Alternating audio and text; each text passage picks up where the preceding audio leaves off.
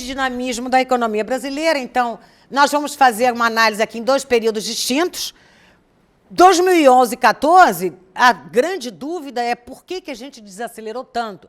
Teve tanta medida para estimular a economia. 2015, a explicação é óbvia.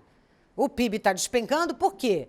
Porque a gente está fazendo aí um ajuste enorme em termos de macroeconomia.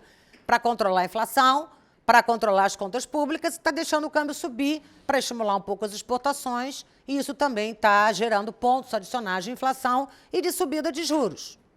Então, 2015, é isso mesmo. 2011 em diante, esse gráfico foi apresentado já, nós temos uma queda, uma desaceleração enorme do ritmo de crescimento da economia, que tinha fechado o ano de 2010 em 7,5%, o crescimento foi de 7,6%. Então, o ano de 2010 foi muito bom. E a gente nota no gráfico que o Brasil se recuperou muito rapidamente da crise. Olha, a crise nos fez isso, mas rapidamente a gente sai da crise e a gente recupera aí o crescimento. Isso foi muito comemorado na época. O que aconteceu a partir de 2011? Essa que é a minha questão com vocês agora, rapidamente, tá? Eu tive um agravamento da crise internacional, porque o Mantega dizia o tempo todo, é a crise internacional, é a crise internacional. Realmente, eu tenho um agravamento da crise. A Espanha e a Itália vão sair da zona do euro? É uma pergunta. O que aconteceu com a Grécia agora, não tão intenso, aconteceu com a Espanha e com a Itália. Só que aí a gente não está falando mais do Piauí, como eu costumo brincar. A gente está falando de quê? Da terceira e da quarta maior economia da zona do euro. Estados Unidos vão sofrer um segundo mergulho? Em agosto de 2011, essa questão estava muito colocada. Os Estados Unidos não retomam o nível de atividade econômica e mergulham de novo. Claro que isso tira pontos de crescimento da economia brasileira, né? Mas nós aqui temos o PIB médio das economias, ritmo de crescimento, economia emergente e Brasil verdinho. E esse período de 2011 a 2014, a gente vai muito por baixo da média do PIB dos países emergentes, da média de crescimento anual dos países emergentes. Se a gente fizer uma comparação com os BRICS, de 2011 em diante, aqui está o Brasil, que é o vermelhinho.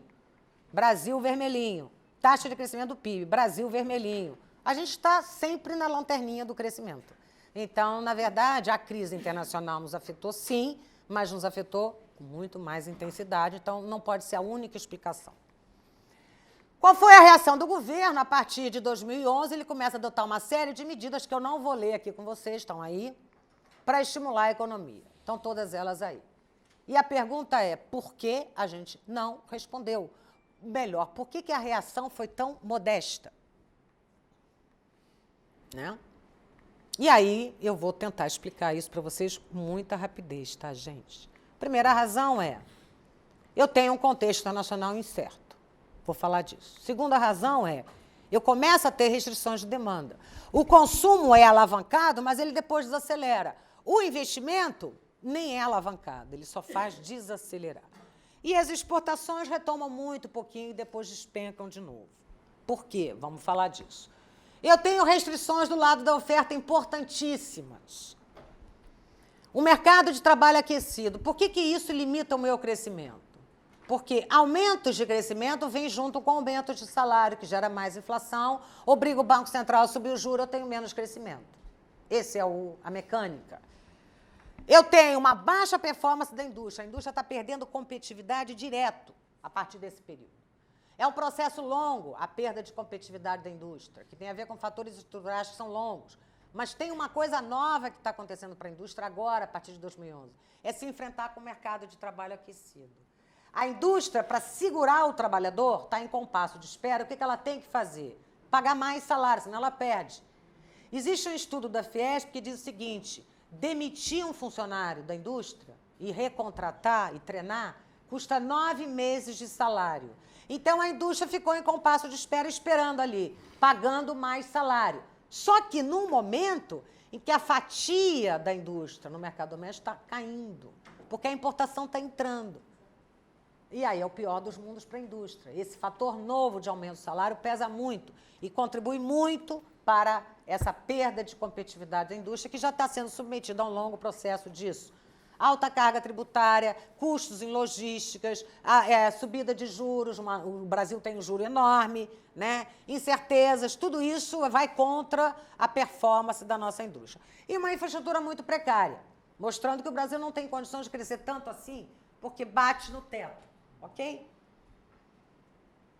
E a quarta razão tem a ver com erros de política econômica. Vamos falar um pouquinho de cada uma dessas coisas? Primeiro, o contexto internacional.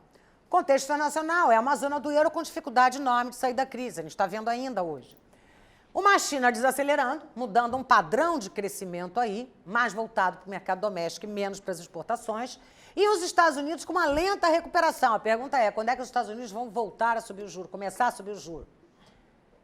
O mundo cresce pouco. Se o mundo cresce pouco, é óbvio que algum ponto de crescimento a gente está perdendo aí, porque isso estará afetando os nossos fluxos de comércio e de capitais e as expectativas. Então, se o mundo cresce pouco, a exportação brasileira cresce menos. Entra menos capital, menos crédito para a economia brasileira. Isso tudo reduz crescimento. E as expectativas também vão para baixo, né? Realmente, aqui eu tenho o gráfico do PIB mundial e Brasil. O Brasil é o verdinho e o mundo é o roxinho. Realmente, o mundo desacelera a partir de 2011. Então, o Manteiga tem razão, que o mundo estava realmente desacelerando. Mas eu tenho outras restrições acontecendo, restrições de demanda também acontecendo. A gente vai ver um consumo desacelerando e os investimentos que não se recuperam. Então, o que tem nesse gráfico? Tem o produto interno bruto em componentes anuais, né? Eu tenho aqui selecionado o PIB, o consumo, o investimento, as exportações, tá certo, o consumo do governo e as importações. Do que eu quero falar especificamente? Do consumo e do investimento. Então, eu percebo que a partir de 2011, o consumo é o meu amarelinho. Anualmente, vem caindo. Ué, mas por quê? O Manteiga não estimulou tanto esse consumo, por que ele vem desacelerando? Primeiro, os fatores de impulsão se esgotaram. Eu posso estimular o consumo? Posso, mas eu tenho um limite para isso. Está onde? Está aqui. Os IPIs voltaram em algum momento. Uma pessoa já trocou de carro, não vai trocar de carro todo ano, já trocou a linha branca, não vai trocar de novo. E o grau de endividamento das famílias começa a ficar muito alto. Isso tudo eu fiz me endividando.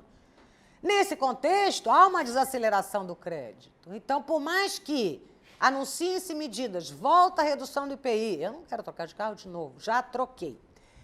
Aqui eu coloco o grau de endividamento da família brasileira. Como é que esse dado deve ser lido? Aqui eu tenho que a dívida das famílias representa 47% da sua renda. É alto? Eu digo não. O que é alto é isso aqui. É o comprometimento da renda mensal das famílias com dívida, que é um conceito diferente, é um indicador diferente. Como é que eu leio esse número? Que 22% da renda mensal da família brasileira é para pagar banco. Fora o resto. Alimentação, transporte, aluguel. É muito alto. Esse elevadíssimo comprometimento da renda da família, no caso brasileiro, tem duas razões. A primeira delas é o juro no Brasil é muito mais alto.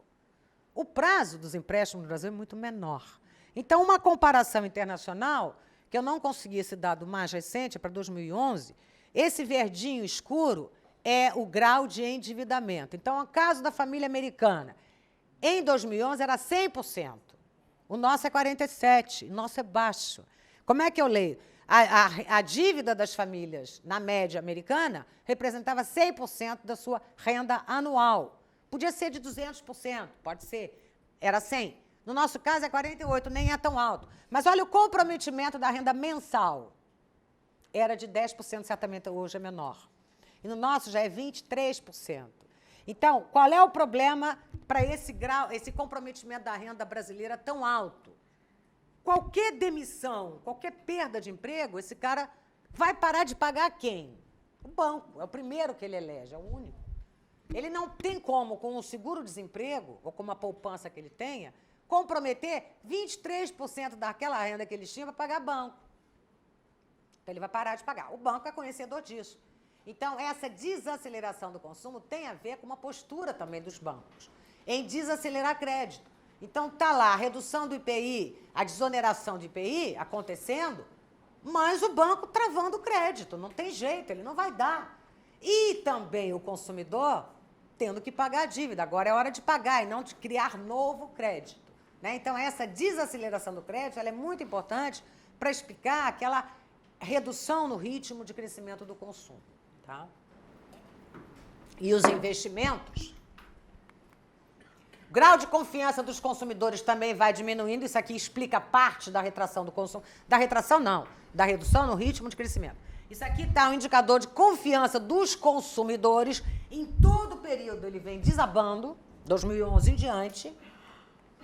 E os investimentos não se recuperam. Está aqui os investimentos. Mas por quê? Tem tanto programa do BNDES. Eu diria que se eu tiver que selecionar um fator, é o grau de confiança. Aqui eu tenho a confiança da indústria, dos empresários que operam na indústria de transformação. Isso aqui já é o período mais recente. Mas em todo o período do primeiro governo Dilma, eles estão reduzindo a confiança no porvir. Então, isso significa que tem dinheiro barato, mas eu não vou tomar, porque eu não sei se eu vou rentabilizar isso. Olha, teve um determinado momento que o programa de sustentação de investimento do BNDES tinha um juro real negativo. Mas eu não quero. Eu vou botar meu dinheiro ali e eu não vou rentabilizar. O futuro está opaco demais. Então, eu vou esperar. Tá? Eu selecionaria esse fator. Restrições de oferta. Acreditava-se que, estimulando a demanda, a oferta ia atrás, mas a oferta não conseguiu correr atrás, né? Por quê? Porque eu já tinha restrições aparecendo e negadas pelo governo. Que restrições eram essas? Uma infraestrutura muito precária, porto operando no limite, um mercado de trabalho muito aquecido, aumentando o salário, e tem uma coisa que eu gostaria agora de frisar. A perda de competitividade da indústria brasileira. É uma restrição de oferta que não tem a ver com uma capacidade que a indústria não tem de responder. Ela não tem competitividade. E como é que a gente vai falar disso agora? Eu vou colocar esse gráfico aqui, onde eu tenho o produto interno bruto, só que agora ele está desagregado pelos setores de produção. A agropecuária, a indústria geral e a indústria de transformação, que é que me interessa. Quando a gente fala de perda de competitividade da indústria, eu não estou falando da extrativa mineral, que é petróleo e minério. Eu não estou falando da construção civil, eu estou falando da transformação. Então, é essa que eu quero falar. O que a gente percebe nesse gráfico? O PIB, até 2010, a indústria, que é o meu amarelinho e o meu roxinho, a indústria de transformação, ela, em alguns momentos, até supera o PIB. Mas a indústria tem um ritmo de crescimento que mais ou menos acompanha o meu vermelhinho. Só que, a partir de 2011, o que acontece com a minha indústria? Ela vai sempre por baixo. Em 2014, muito por baixo do meu PIB. Mas o que está acontecendo com essa indústria? Por que ela está perdendo competitividade? Então, aí a gente tem que separar fatores estruturais. Velho custo Brasil. Velho custo Brasil é uma palavra que a gente tem hoje no Brasil para dizer, olha, produzir no Brasil é mais caro. Isso tem a ver com o quê? Bom, posso encaixar qualquer coisa. A produtividade da mão de obra é muito baixa, uma elevada carga tributária, uma infraestrutura muito precária, que isso é custo de logística, etc, etc. Elevadas taxas de juros. Tem um efeito China aí na história? Tem, para todas as indústrias no mundo. A China se tornou a maior exportadora de manufaturas. E ela vem, de 1971, ela tem 1% de participação no comércio internacional. Hoje ela responde por 18% das exportações de manufaturados no mundo, é líder. E a China invadiu o mundo com as suas quinquilharias baratas, né? Por conta de uma mão de obra muito barata, por conta de um câmbio muito elevado. Então, isso, inclusive, está mudando um pouco na China, mas o fato é que esse impacto deflacionário das exportações de manufaturas na China pegou todas as indústrias nacionais, inclusive a nossa. E o mercado de trabalho muito aquecido foi o que faltou aí para matar a indústria de vez. O aumento de salários que vem por conta desse desemprego tão baixo mata de vez a indústria, porque ela é obrigada a pagar salários mais altos. A gente vai ver um gráfico onde o custo salarial aumenta brutalmente e ela não consegue repassar isso para preço porque ela tem um concorrente importado na história. No momento que a economia está desacelerando, então, esse é um fator muito importante. Aqui eu trouxe a título de ilustração, para falar dessa competitividade da indústria brasileira, uma pesquisa da Confederação Nacional da Indústria, e há um ranking aí de países, em termos de competitividade. Olha a posição, foram 15 países selecionados, e a posição brasileira em 2014 foi essa. Em 2013 tinha sido o 13º lugar, e agora a gente galgou mais uma posição ruim. A perda de participação da indústria no PIB, está aí, a indústria de transformação. Essa perda de participação relativa sugeriu que o Brasil estaria vivendo um processo de desindustrialização precoce. Precoce por quê? Bom, primeiro, um processo de desindustrialização, ele faz parte do desenvolvimento das sociedades capitalistas, a renda per capita cresce, diversifica para o consumo, então a participação relativa da indústria de transformação cai. Será que o Brasil não está vivendo isso precocemente? Por quê? Porque a nossa renda per capita não está subindo. Então, na verdade, essa perda de participação relativa está muito mais associada a um fenômeno ruim, que é a perda de competitividade da indústria brasileira. Tá? Esse gráfico sugere isso. O que a gente tem aqui nesse gráfico? Volume de vendas do comércio. Tudo tem base janeiro de 2003 igual a 100. Tudo começa aqui. Então, esse aqui é o volume de comércio. Depois eu tenho o meu PIB, é o amarelinho, a evolução do meu PIB. E depois eu tenho a produção da indústria, que é o meu verdinho. Como é que eu leio esses números que estão aqui? O volume de vendas no comércio cresceu 105,53%, tá? Em relação a janeiro de 2003. A produção industrial aí já começa. Cresceu 29,75%. E o meu PIB cresceu 42%. Mas, peraí, como é que o meu comércio cresce tão mais que a minha indústria? É a importação. Então, isso sugere, né, que, na verdade, eu tenho aqui essa diferença entre comércio e indústria é o aumento das importações brasileiras. Esse gráfico a gente chama, nas nossas reuniões de conjuntura, a boca do jacaré que abriu. Quando ela abre, mostra que está entrando o produto, tem, né, a importação. E tem uma outra coisa que chama atenção nesse gráfico, que é muito ruim. Vamos pegar aqui o volume da indústria, produção física. O último dado que a gente tem, 29. Quer dizer, a indústria está produzindo 30% a mais do que produzia em janeiro de 2003. E vamos comparar esse valor com qualquer valor aqui, pré-crise de 2008. E a gente vê que o nível aqui é muito próximo de qualquer nível aqui. Bom, qual é o significado disso?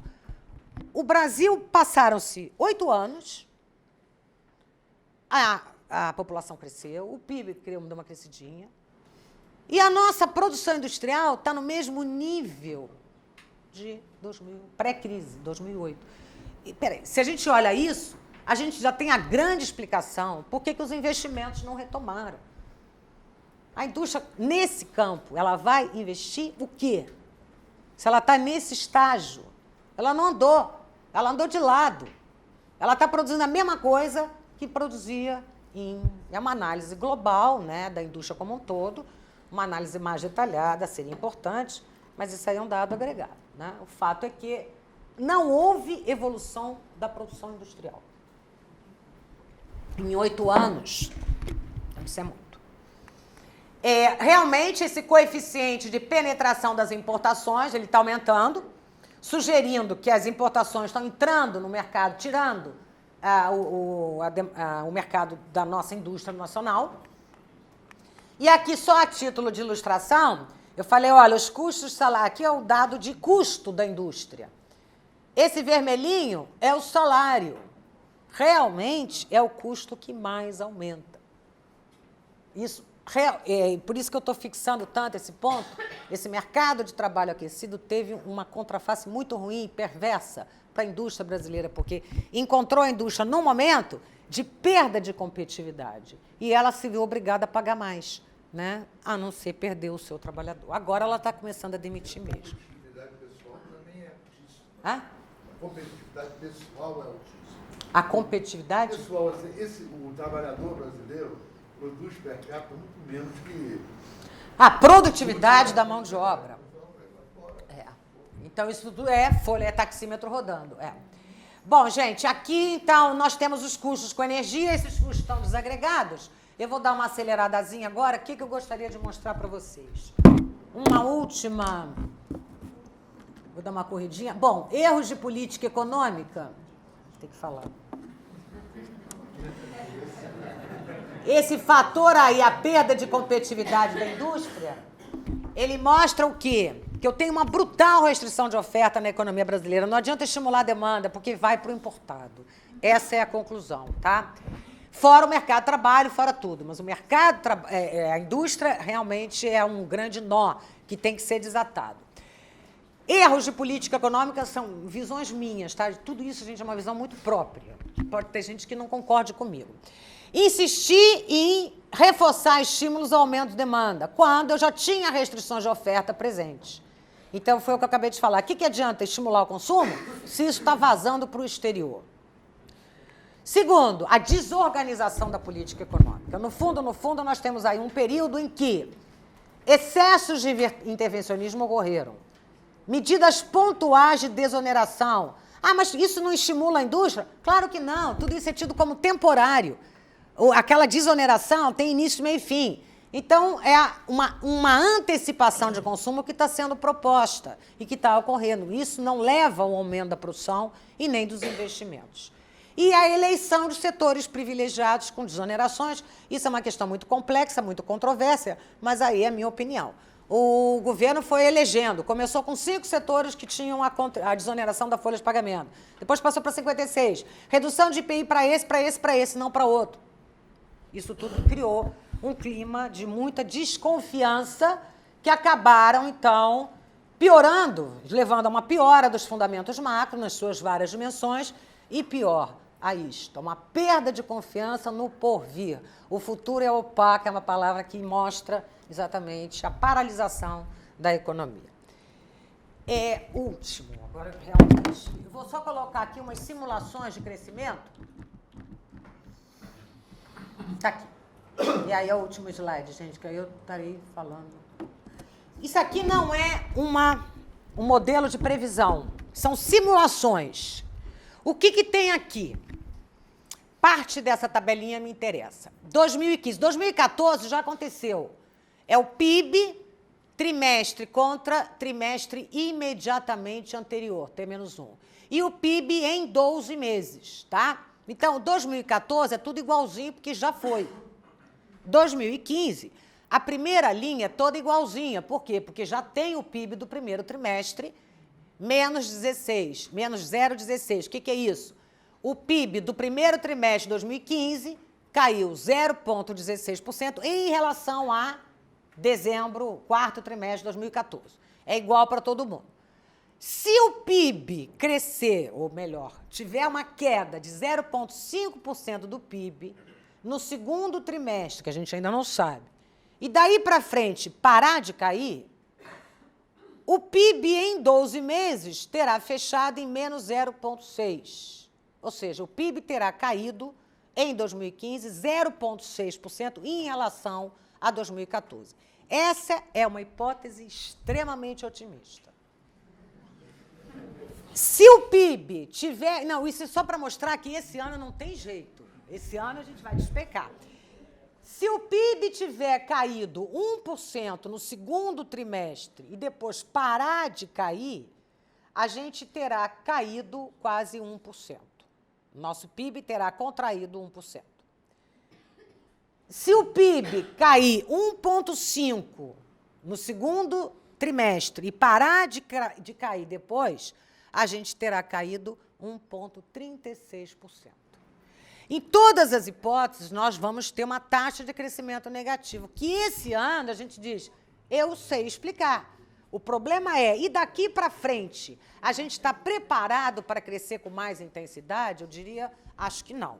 A gente vai resolver aí, se Deus quiser, melhorar a condição dos fundamentos macroeconômicos, a inflação no que vem vai ser menor, as contas públicas vão entrar numa trajetória de superávites primários de novo, né? A confiança na política econômica, eu acho que ela vai aumentando aos pouquinhos, mas qual é o problema que a gente ainda tem aí? Nós temos que criar uma agenda positiva nessa história. Voltando, o ambiente macroeconômico é uma condição necessária, mas não suficiente para a retomada, né, da economia brasileira. O que pressupõe essa retomada para que ela, de fato, possa ocorrer em termos sustentáveis? Resolver os fundamentos macro, evidentemente. E partir para quê? Para tal da agenda positiva, que tem muita coisa aí. Os contratos de concessão aí, esse programa de concessões, pode ser a via do crescimento, mas não são a solução per se. É claro que melhorar a infraestrutura cria uma onda de investimento que vai dar um gás na economia. Mas ainda tem muitas coisas que eu tenho que fazer do lado da oferta. E aí vem a reforma tributária, a reforma da política fiscal, que implica em reformas previdenciárias, não tem jeito. Para poder discutir o custo Brasil, que é uma redução e uma simplificação do sistema tributário. Né? Então, por aí eu tenho que caminhar. E tem uma tarefa enorme que se refere aqui à produtividade da mão de obra. Isso passa por quê? Pela educação. Principalmente no setor serviços e mesmo na mão de obra qualificada para a indústria. Isso aí é fundamental para que o país possa ter taxas de crescimento mais elevadas. Uma coisa que tem ocorrido muito no Brasil, que é muito forte, eu queria colocar esse gráfico, é isso daqui. Isso aqui, gente, é uma estimativa do nosso crescimento PIB potencial. É uma palavra que a gente usa aí, certamente vocês já ouviram falar nisso. O que é o PIB potencial? Ele mostra a capacidade máxima de crescimento de uma economia. Máxima em que sentido? Sem gerar pressões inflacionárias adicionais. Esse é o conceito. Então, o que eu percebo nessa estimativa? Uma estimativa, a gente não tem esse dado empiricamente observável. A taxa de variação em 12 meses, ela vinha caindo, mas depois ela entrou numa trajetória de muito crescimento. Então, a gente chegou a crescer em torno de 4% do nosso PIB potencial, dizendo, olha, se a economia brasileira crescer em torno disso, nenhum problema, porque tem capacidade de oferta. É isso que ele quer dizer, esse gráfico. E de 2011 em diante, 2009, a crise também nos afetou muito, mas eu tenho uma queda livre desse PIB potencial. Então, se o PIB potencial, a taxa, o ritmo de crescimento está caindo, qual é o significado disso? Que tem menos investimento na economia brasileira, tem menos disponibilidade de mão de obra na economia brasileira e tem menos produtividade na economia brasileira. Menos está crescendo a um ritmo menor. Tá? Então, a gente tem que tornar isso, de novo, algo que vai subir. Porque isso é que vai nos dar a capacidade de crescer. É isso, é o PIB potencial. Então, são as reformas estruturais, melhorar as condições de oferta, tudo isso pode reverter. Mas isso é uma agenda pesada. Ok, bom. Agora, só para o mercado aqui, gente, para vocês verem, isso aqui são as estimativas da pesquisa Focus para este ano. O PIB, eles têm uma perspectiva de que vai cair 1,5%. A cada mês, né, a cada dia, essas expectativas estão sendo medidas e estão se tornando piores. A inflação, a taxa Selic vai continuar subindo. A inflação vai bater 9%, esse ano não tem jeito. O déficit externo, o saldo comercial e a dívida pública, tá? Então, gente, eu espero ter respondido aquelas questões. Primeiro, estamos na direção correta? É óbvio que eu acho que estamos, né? Apesar dos indicadores estarem piores, a gente viu quais são as razões. Perspectivas. São perspectivas duras, mas enfim. Ok? Mas não são impossíveis. Gente, muito obrigada a vocês. Ainda temos aí um tempinho, não sei.